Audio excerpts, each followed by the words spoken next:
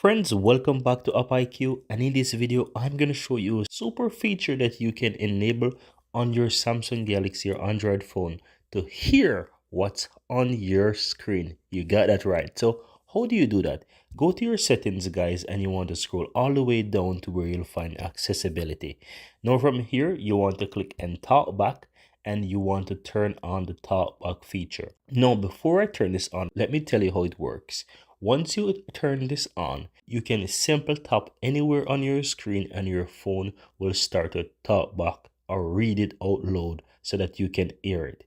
You can also use your fingers or multiple fingers to swipe across various texts and it will read it for you. Let me show you what I mean. I'm going to go ahead and turn this on. Click allow. TalkBack on. TalkBack. No previous heading. TalkBack shortcut.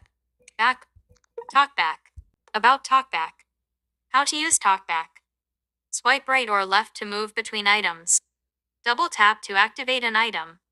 Drag two fingers to scroll. How to turn off TalkBack. Turn off button. TalkBack off.